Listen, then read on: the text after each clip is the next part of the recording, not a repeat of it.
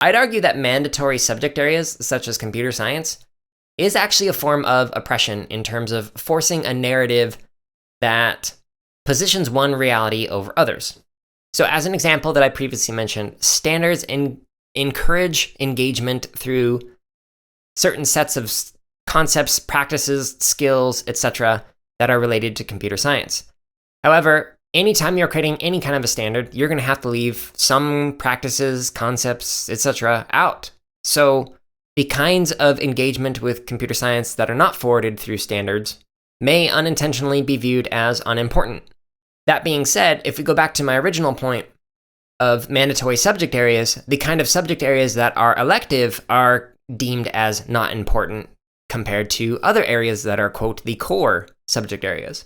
If we keep diving down the road of adding more core subject areas that are mandated for everybody, that approach, without adding more hours to the school day, is going to dilute every other subject area in terms of how far you can dive deep into those other subjects.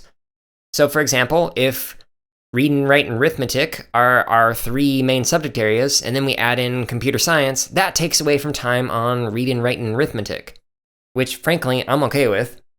But if we keep going down this path and say, okay, well, now PE or physical education is mandatory, okay, and now music is mandatory, and now art is mandatory, and foreign language is mandatory, etc.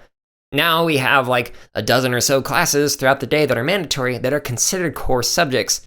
This then dilutes what we can actually do with it and actually accomplish by engaging in those subject areas. But again, this is a form of oppression because it forwards certain ways of knowing and engaging in content, while also positioning others as irrelevant or not as important by making them elective. This excerpt of the CSK8 podcast is from episode number 56, which is titled Pedagogy of the Oppressed, Chapter 4. You can listen to the full episode and hundreds more by searching for the CSK8 podcast on your favorite podcast app or by going to jaredaleary.com.